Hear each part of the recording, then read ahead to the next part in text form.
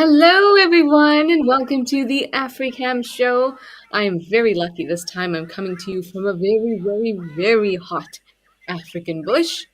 In fact, not very far from the Olifants River. It is scorching up here. It's hot, it's humid. It's almost, it's kind of overcast, so there's lots of clouds, but it almost makes it more difficult to breathe because it's just so stuffy. And when I see this kind of weather, I like it because it informs me a little bit about what we can expect animal behavior wise. Now, if we think about ourselves, we just want to cool down in this weather, right? So I think that a lot of animals will be finding some cool spots and dense areas to cover. And maybe even if we're lucky, they will be in the water, which I think is fantastic. And maybe, like me, I just got handed a very nice big glass of cold water. But that's the luxury of being human, isn't it? We can go off and grab a nice big glass of water. But enough about me. And how are all of you doing? And how are you enjoying the Africam show this afternoon? Remember that we're live and interactive, so you can send through questions and comments letting me know just that. I've told you I've got a nice big glass of water with ice in it, and I'm trying to deal with this heat. Mindy Tillepow is here, and you say, any day. Oh, wait, what did you say? Any day when I can have Trishala's voice in my ear is a great day. Thank you, Mindy. Thank you so much. When are you going to come visit us, Mindy? You can have my actual voice in your ear. Zygote says, Namaste, Trishala. Namaste to you too, Zygote. Bowl of Kittens says, hello, Trishala and everyone. I'm excited for the show with, Bowl of Kittens. I am a fan. You say, raspberry hibiscus kombucha. I do love kombucha. I do. Very nice. Kaoru, we know what Kaoru's got. And she says she's got milk and a peanut butter sandwich. Oh my goodness. I think that when I'm in the bush, I actually become more like you all. Oh, and now we have a saddleable stork. Oh, that's lovely. This has to be one of my favorite storks, if not my favorite one. I do like Marabou storks as well, but I suppose saddleable storks and Marabou storks are really on the opposite ends of the spectrum when we're talking storks. Marabou storks are considered less than lovely visually, whereas saddleable storks are considered one of the most beautiful. And so the reason I said I think I become more like all of you is usually I'm just a dud and I don't have anything accompanying my Africam shows, but this time I have a nice tall glass of water. I'm telling Bowl of Kittens I like kombucha, and Kauru, I just had a peanut butter sandwich. Casper's Dead Ghost says, hello Trish and all, you ready for the show with hot coffee from Milwaukee? Whew, that just raised the temperature for me by another degree. Can't even think about hot coffee, but I'm glad that you're enjoying yours. Dear NC, you say good morning, Trish. You're up at 5:30 a.m. to put the dog out and get your coffee ready for the show at 6. Thanks for being here. Thank you for being here. And April Owl says, good morning, everyone, from a cloudy Connecticut with your cherry iced tea, and you're ready for the show. Perfection. Now, like I said to you, I am in the bush at the moment, and the whole atmosphere, there's just this, it's as if the whole atmosphere is just pregnant, waiting for it to pour. And we've had a couple thunderstorms and had a little bit of rain, but nothing that could really fill up our dams and pans. Here at Olifants River, we can see that things are looking great. This river almost never dries. I can't recall a time when I haven't heard about it, but that doesn't mean that's never happened. But imagine having this beautiful source of water, not only to bathe in and relax in and cool down in and have a drink at, but also for those animals that depend on it. And the two big ones that we know absolutely cannot go without water. Hippos and crocodiles. But speaking of hippos, how about we take a quick drive over to Baluli, head over to Rosie's pan, and see how that hippo is doing? There we go. Hey, hippo, you enjoying that water? I bet you wish you were at Oliphant's River. I wish I was at Oliphant's River. No, this hippo looks very grateful. Rolling around. Remember when this hippo absolutely fooled me? When we were zoomed in very, very tight? I couldn't figure out what it was. I thought it was hilarious. Here we go. Hippo's a little on his side, and he's looking pretty good. Maybe we can get a little close and have a look at his skin. Now, we've spoken about how hippo skin is so very sensitive and that it can crack and desiccate easily. Desiccate just means that it can dehydrate and it cracks because of that dehydration. And the cracks can be pretty bad and actually cause bleeding. And at this time of the year, it is really hot. So more animals are prone to dehydration, us included. But it is really humid as well. And that definitely helps with the skin. I think the worst must be the winter sun and the dry air combined. If you look at his skin there are definitely some scars and things like that, but you can see that it's pretty moist. Even those exposed parts. Well, of course, the exposed parts. I am loving what he's done with his muzzle there. Beautiful whiskers. I know it just looks like hairs because there's so many of them, but essentially those are whiskers. Because whiskers are modified hairs. The technical term for whisker is vibraceae. And essentially they are sensory, well, not organs, but they provide sensory information to the animal. So for the hippo, these little hairs might be able to assist in detecting movements and vibrations in the water. A lot of the time, whisker-like features, like if we think about the hairs that grow on our upper lip, isn't that the perfect place for a whisker? Well, once upon a time, they may have very well been used as whiskers. But now they're just kind of left over, but we still have these hairs that grow on them. But they don't serve a purpose anymore. That's why I say with the hippo, it could provide him with information about what's going on in the water, but I can't say I've come across that specifically being studied. But I think it would be quite helpful for an animal living in the water to be able to detect what's going on in it.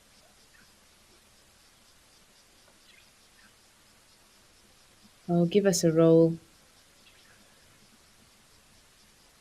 He's so peaceful. Aussie Jan 2 says, good afternoon. Yes, we know you're on your coffee break, and we're so happy to be part of your coffee break. And Bob from Kalamazoo is here. Happy Tuesday, Trishana, says Bob. Thank you, Bob. Happy Tuesday to you, too. Zygote, you say you're hearing lots of different birds, which is great for you. Oh, there's just been so much bird life all around.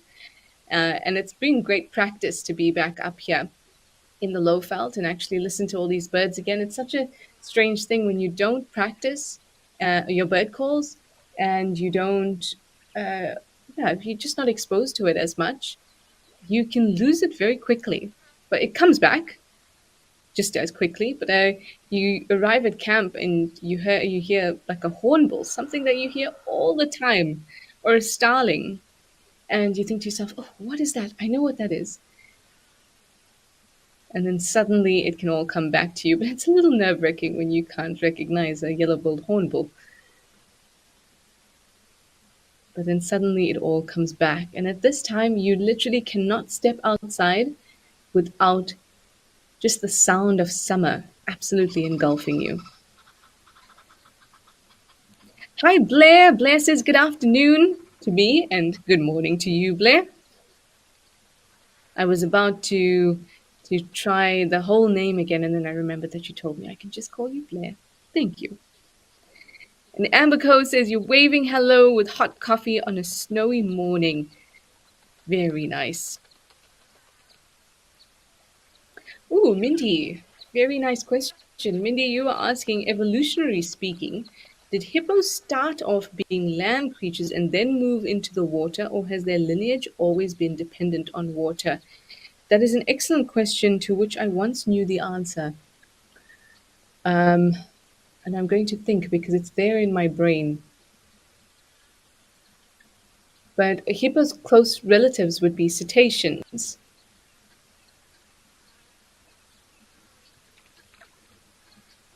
Now, elephants are also related to cetaceans, but I'm just trying to figure out whether hippos, if I can remember any prehistoric hippos that were completely land dwelling and then moved into the water. And we know that that is um, quite a typical,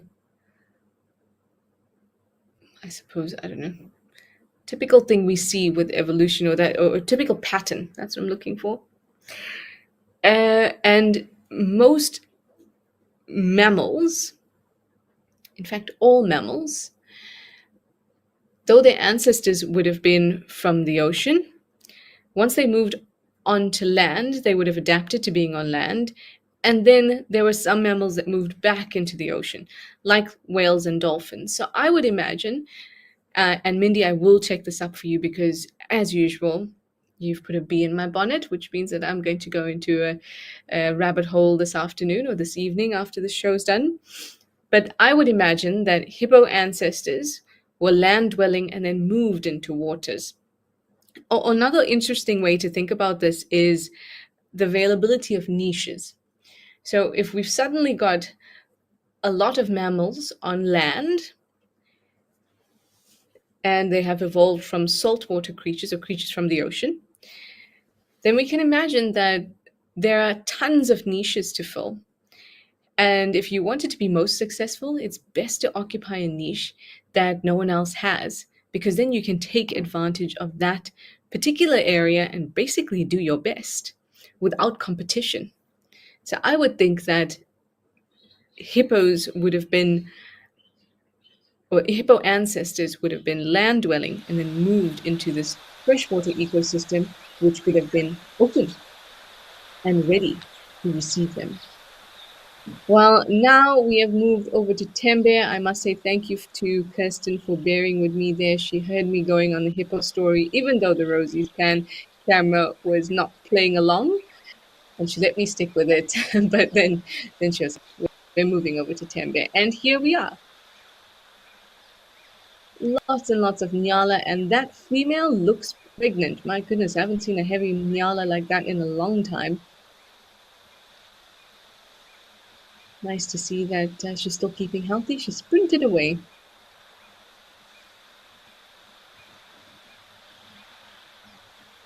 I've suddenly gotten very close to Nyalas myself, both emotionally and physically. There's a Nyala that lives in our camp here, and I do love him. He's got a limp. His back right leg has kind of like an abscess, so he almost doesn't put weight on it at all. And every time we see Nyalas, it's almost always at a distance, or they're moving away and moving into the thickets because that's their preferred habitat, densely covered areas. So we hardly get to see them out in the open, and we certainly don't get to see them up close. But the Nyala's name is Moses. Old Moses just walks straight into camp, and I don't mean in the parking lot or anything. I mean where we have dinner and breakfast, and where we have braais. And he just sits there near the tables, chews his cud, carries on.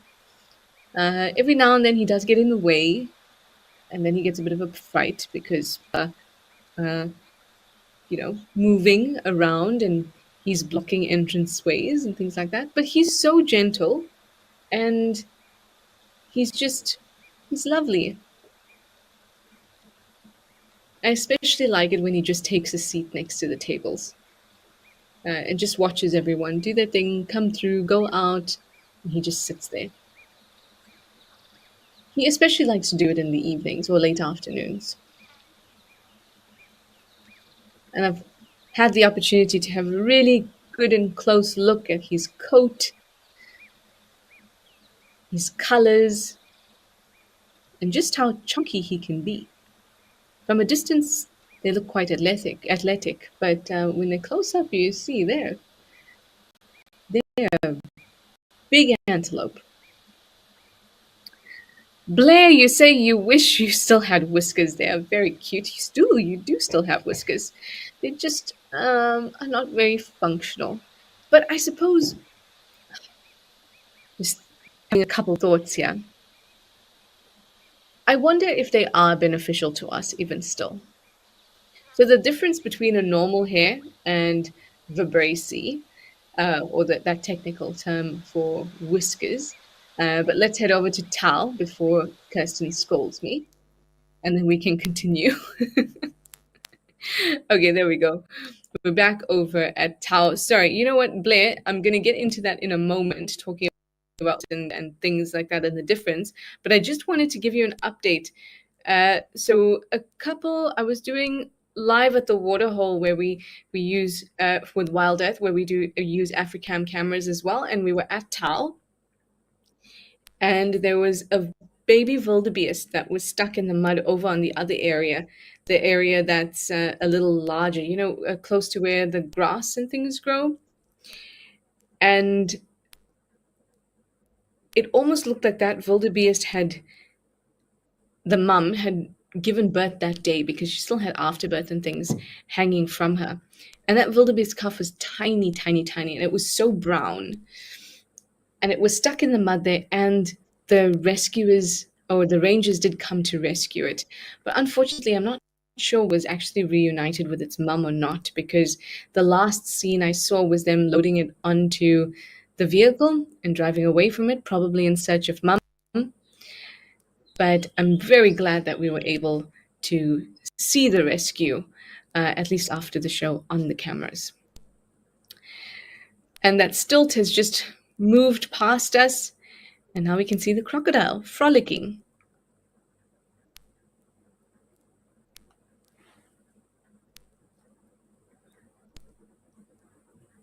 And I see that Tao also needs quite a bit of rain to fill all these areas up. And this time I feel is quite a dangerous time. It's muddy, it's murky, which is perfect for the crocodiles, but also the crocodiles' territory shrinking because water is evaporating and these water holes are getting smaller and smaller. Now, if your house started to shrink, you would also get a little bit nervous. And I think that this causes crocodiles to react more strongly to animals coming and having a drink, and maybe even taking chances that they wouldn't ordinarily take. But maybe it's not desperation. Maybe it's because they are so well camouflaged because of that murky water and all the mud.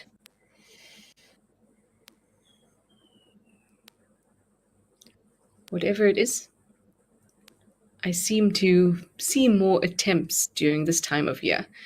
When we're coming out of the dry season, it's already in summer, so it's hot. Animals do need to come to the water, but the proper rains haven't yet arrived.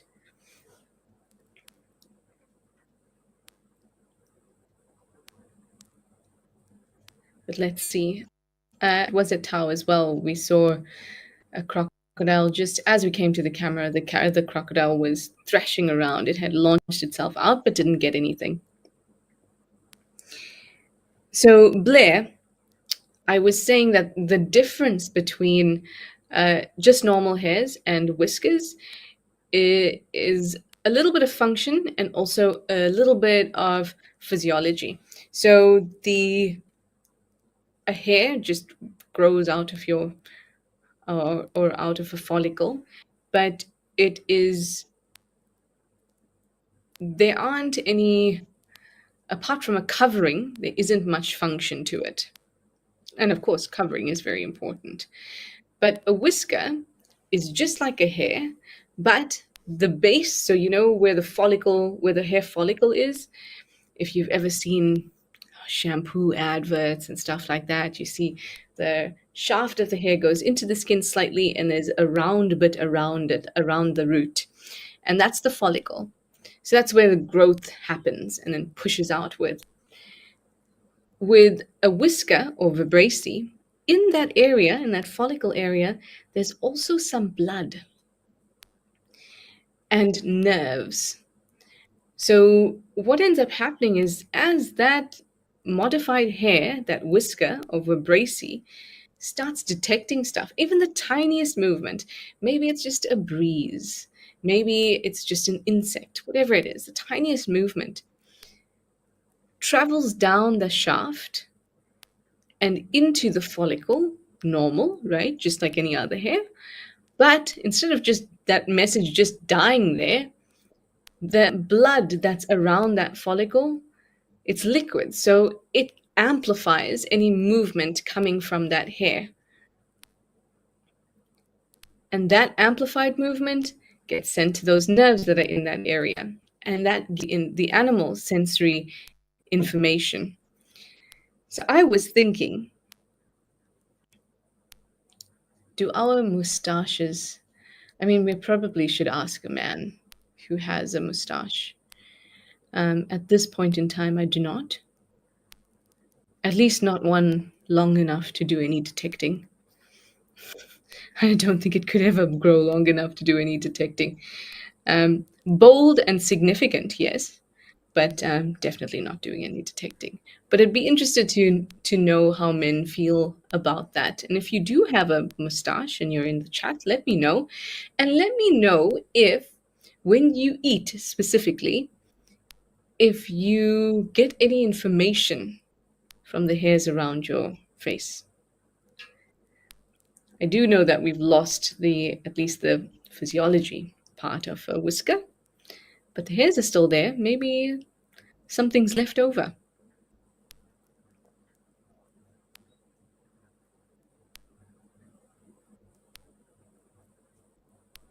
We know that chimps have them around their mouths as well. And again, those are not just hairs, those are proper whiskers.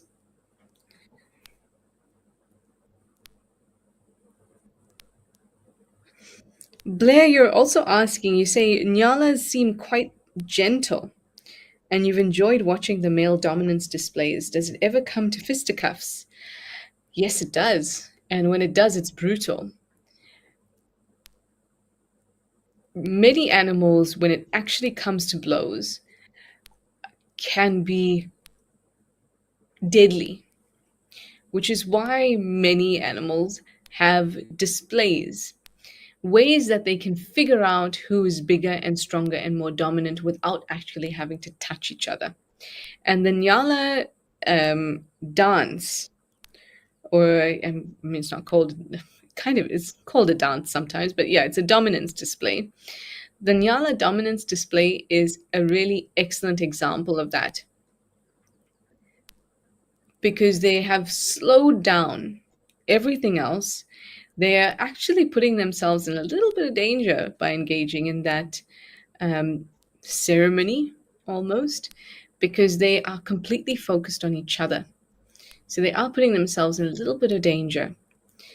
But they're getting to show off how big they can be, how much their hairs can stand on end, how slowly they can move, how much control they've got over their body. They're showing off all these things that are also really important in a fight. They're showing off their horns by tilting their heads down. So they're giving their opponent all the information they need to figure out whether they are bigger and stronger than them or not. And all without coming to blows, because when they do, they can be really dangerous. And it can look really, really brutal. And that's also the reason why old Moses in camp here, even though he's gentle and we love him being around, nobody's approaching him and touching him or anything like that, because, I mean, if you get within 5 meters of him, you realize those horns are thick and spiky and pretty big. And if that's not a deterrent, Moses will then turn to look at you, and then you kind of, I guess you kind of feel like an opponent Nyala, and you want to step back. Bridget McKinney, you say hello. Hello, Bridget. Oh, this is lovely. We are now at Founders, and we've got a Blessbok and some zebra and a, oh, be quiet.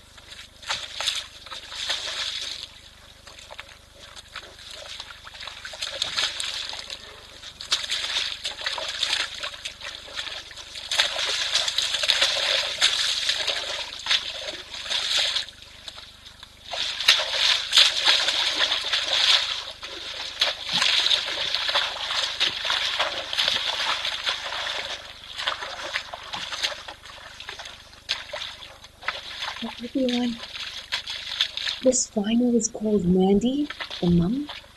This little one is her brand new calf.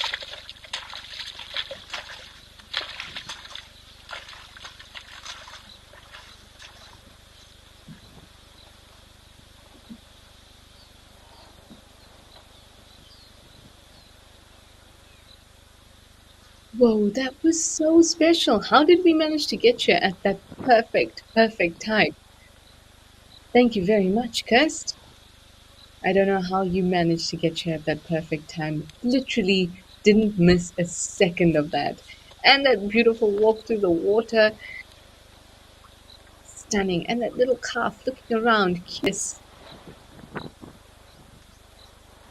That was very special. Founders is a really picturesque camera.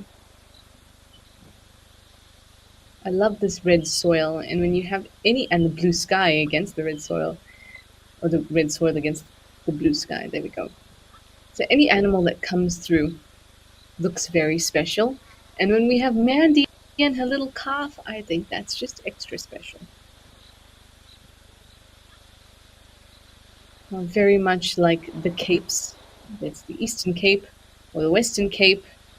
There is wind, and a lot of it. Look at those treetops move.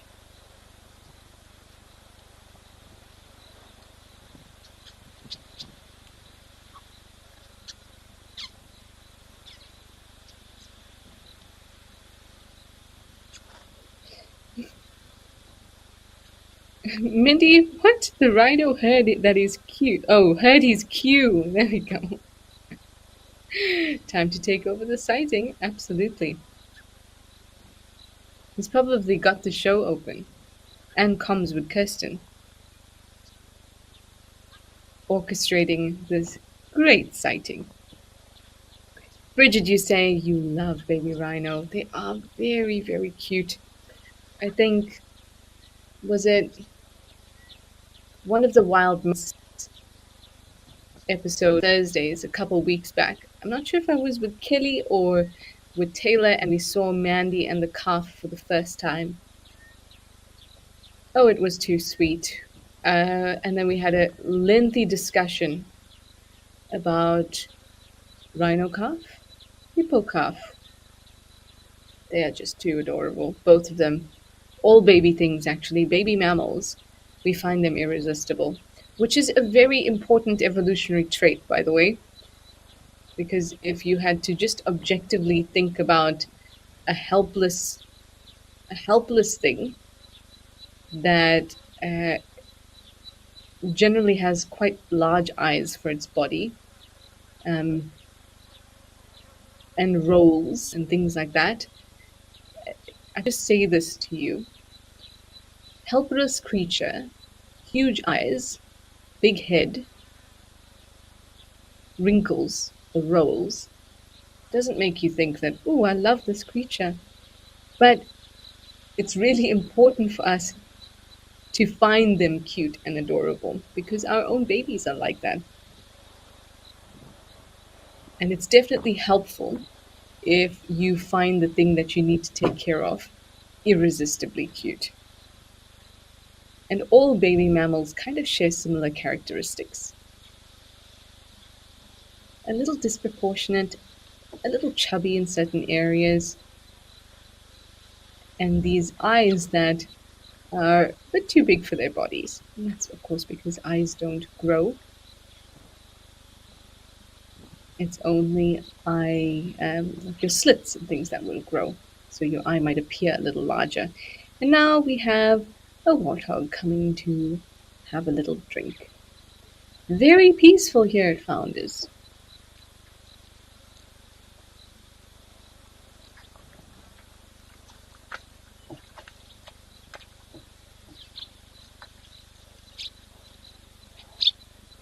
I'm not too sure about this water though. You can see that there's a lovely film floating over the top. And that could be bacteria, algae.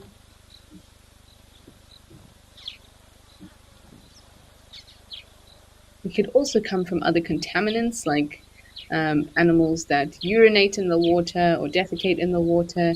Then oils and things like that will float to the top and form this nice film. I suppose it's not that nice, but it's interesting.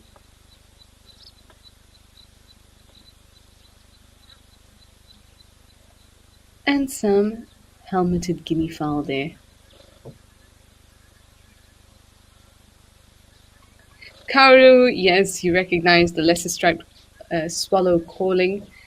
That call, I cannot ever forget it. There was a lesser striped swallow that built its nest very close to my room in a reserve not very far from Founders, where Founders is. And every morning and every evening, I don't know, I mean, it's not very accurate, but I kind of liken their call to playing a harmonica very badly, or in some kind of broken way playing a harmonica, and it's weirdly sounding robotic at the same time. But absolutely stunning birds. Stunning, stunning birds. And not very shy either. I've had them perch on the car, perch right outside on the balcony of my room. Not very shy.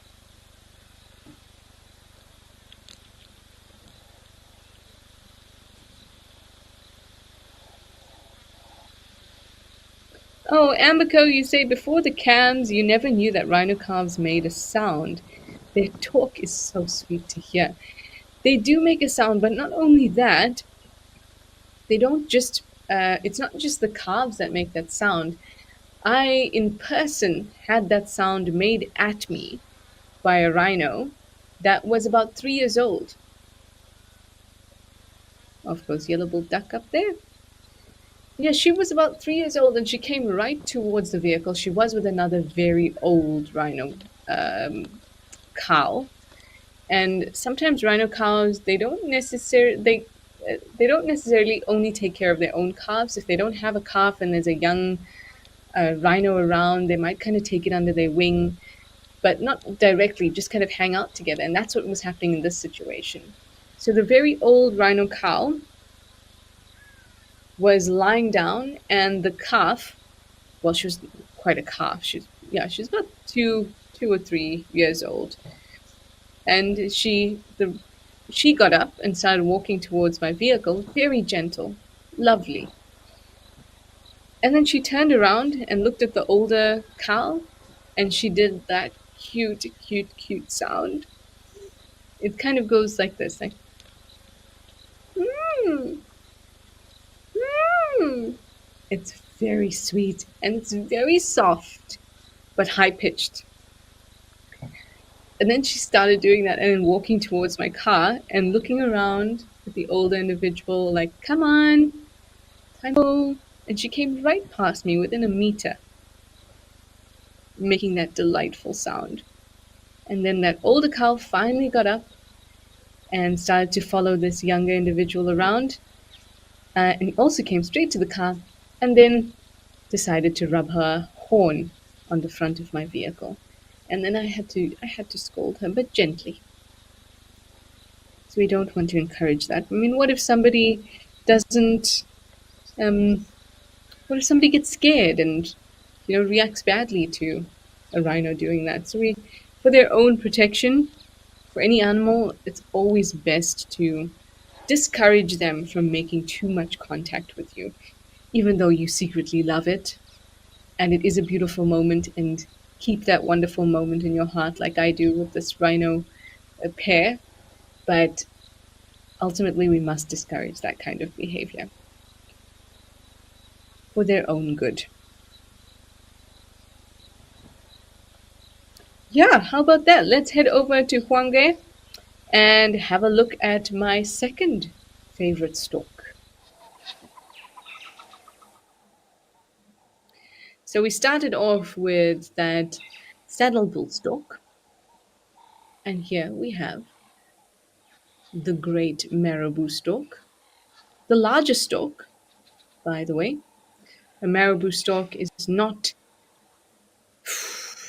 I'm about to say this to you, Marabou stork is not that much shorter than me. Yes. I know it doesn't feel that way. And I like to say that I don't get close to marabou storks because I don't want you to see the height difference. But in fact, it's just very difficult to get next to a marabou stork. I don't know anyone who's ever gotten close enough to do a size comparison. But marabou storks can get up to 1.5 meters tall. I am 1.58 meters tall.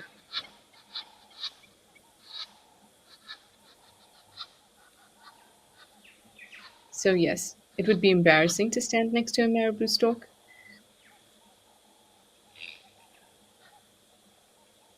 But at least I've got those couple centimeters on them.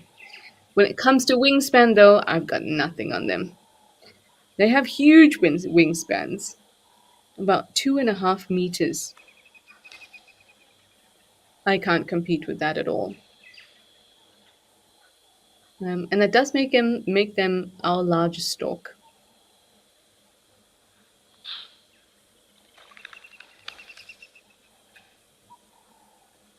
Now you might wonder, what about the shoe bull? But lucky for marabou storks, shoe bulls don't fall in that category strictly, according to the way that they have been. I was about to say phylogenized, taxonomized. No, not that. That's not the right word. Um, the way they have been separated and described means that shoe bulls are no longer just plain old storks. So marabou stork takes the prize.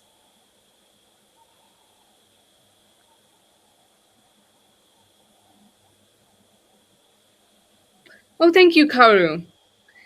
Kaoru said that my baby rhino call was a good description. Thank you very much. Kirsten was also impressed.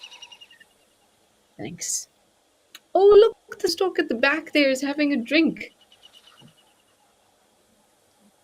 I haven't seen that very often. They're around water sources a lot.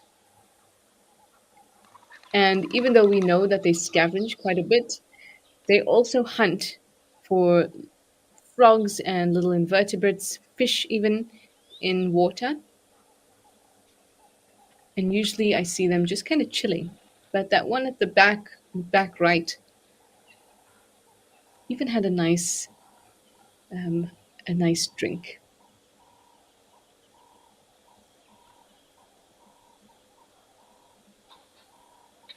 And its air sac even gave a little wiggle, which I found hilarious.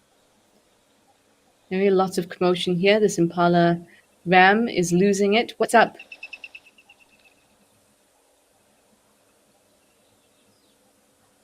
When they look from side to side with that, little bit of a spring in their step, it's quite intimidating.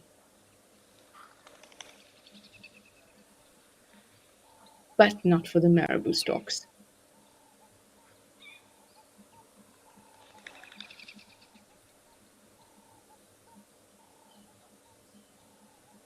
Oh, Amber Co. You're welcome. It really was a very, very special rhino moment.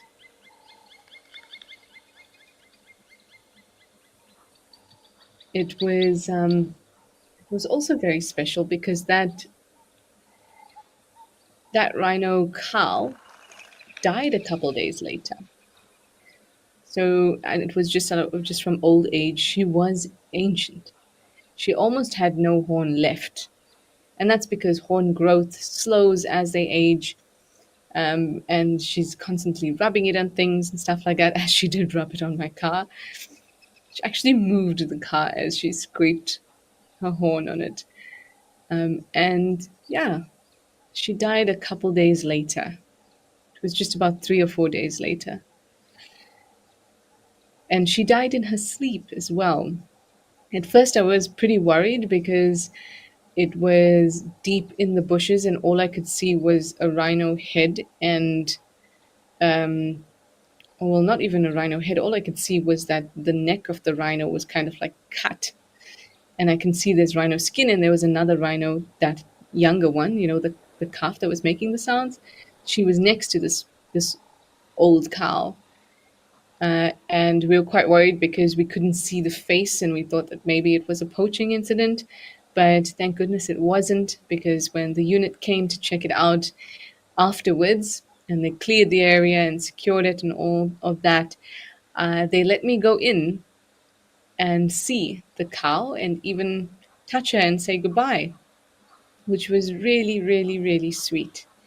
And from the way she was sitting, she had her legs curled up underneath her, and she almost. So, the reason we couldn't see the head was because the neck had been chewed through by scavengers.